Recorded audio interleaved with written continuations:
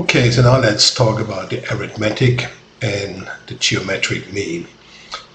And when it comes to the arithmetic mean, or the average, we simply sum up all our observations and divide by the number of observations. And you see, mathematically, it doesn't matter really whether we deal with the population mean or the sample mean, the math is the same.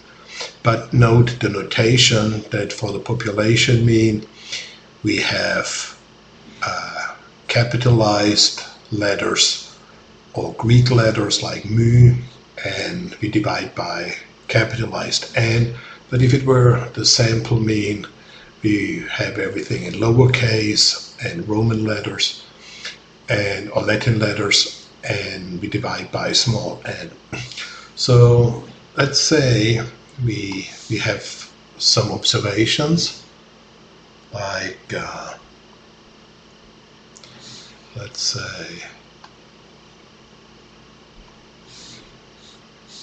say we have our xi's, and let's say our observations are 1, 2, 2, and maybe 4.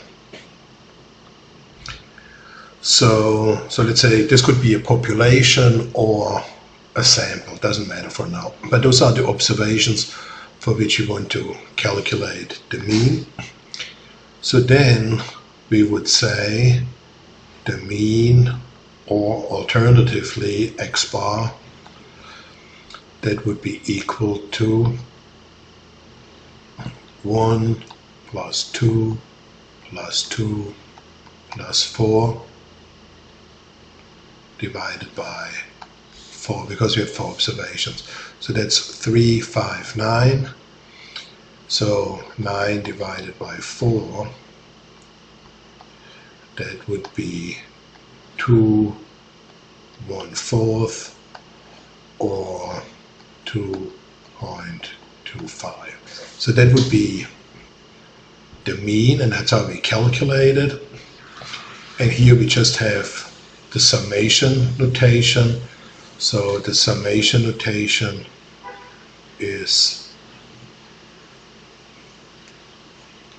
here. That would be the sum of all the xi, and then we divide. So when it comes to the geometric mean is used whenever observations are not independent from each other, and we will do an example later.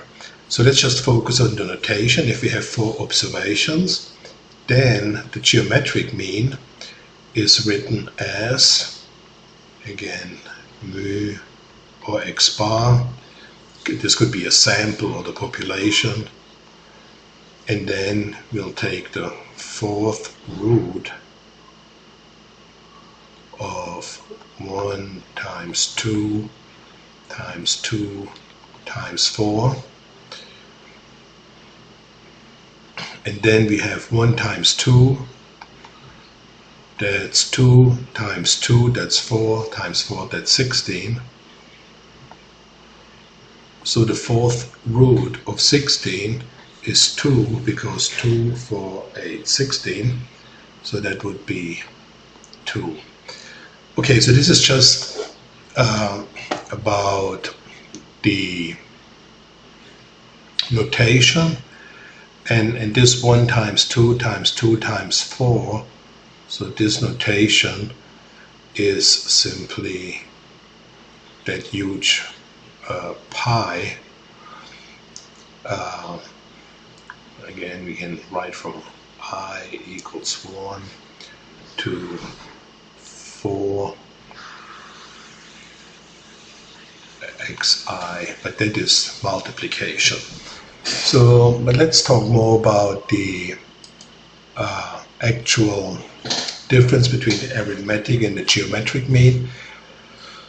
So the arithmetic mean is normally used when observations are independent from each other. Like, for example, I want to know what's the average height of the students in a class. Well, then student A's height is obviously independent from student B's height. But very often we have instances, especially in time series, when events are not independent and the arithmetic mean can then be misleading. And a prime example in this regard is like an investment decision. And assume you invest $100 and first you make a profit of 50%. So that means your initial investment goes up to, you invested 100 and now suddenly you have 150. But then if you make a loss of 50%, you fall down to 75.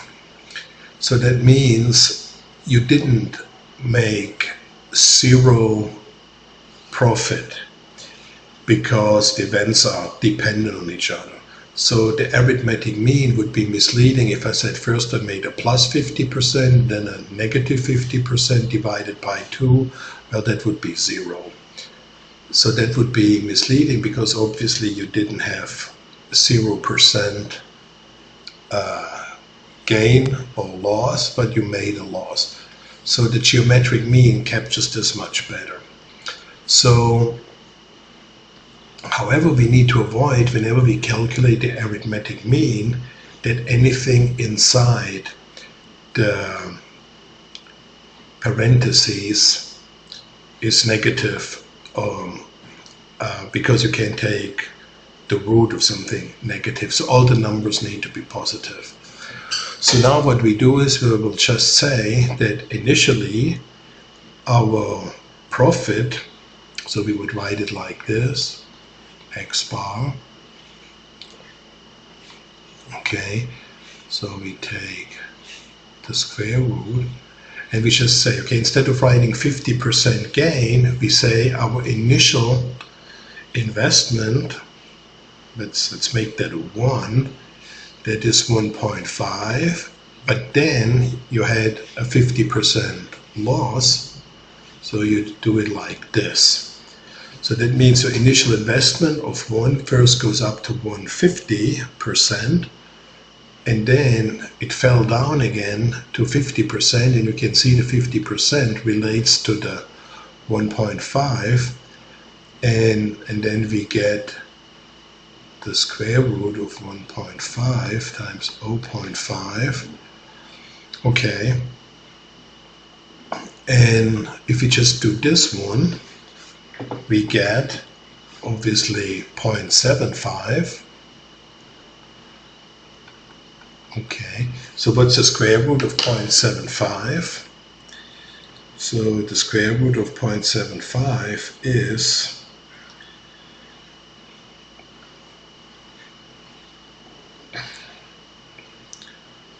square root of 0.75,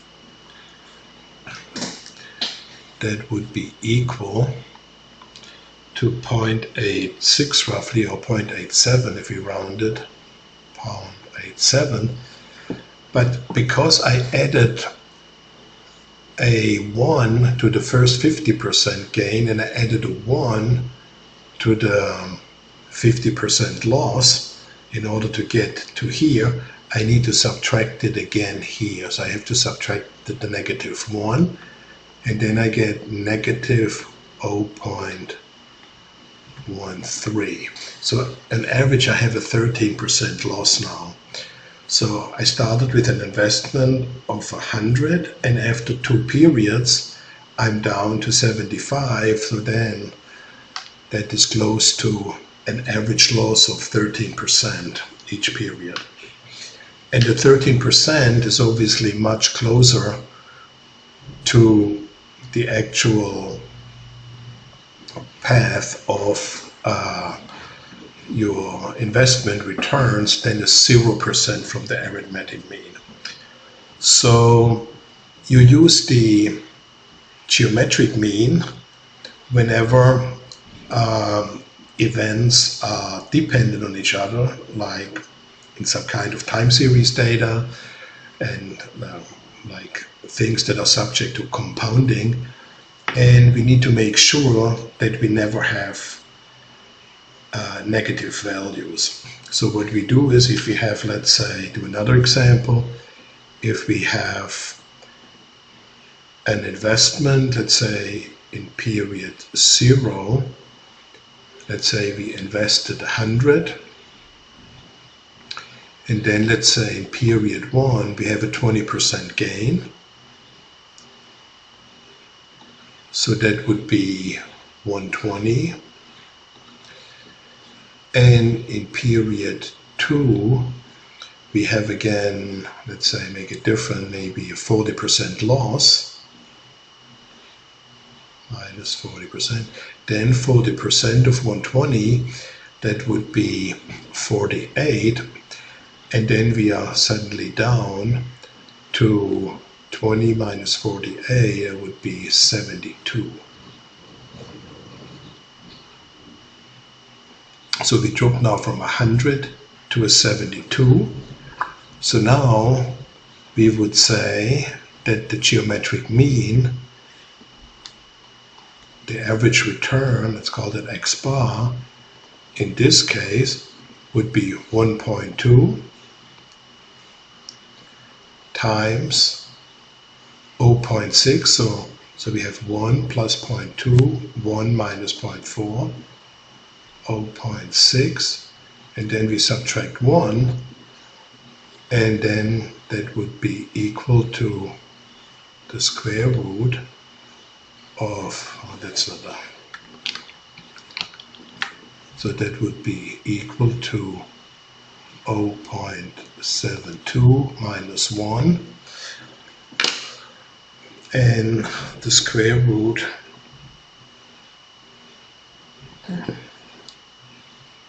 of 0.72, that would be roughly 0.85, and then if we subtract the 1, then we will get an average loss of roughly 15% if we round it. So minus 0.15. Okay, so I hope that is clear, and in the next video let's just continue with the median as another measure of central tendency.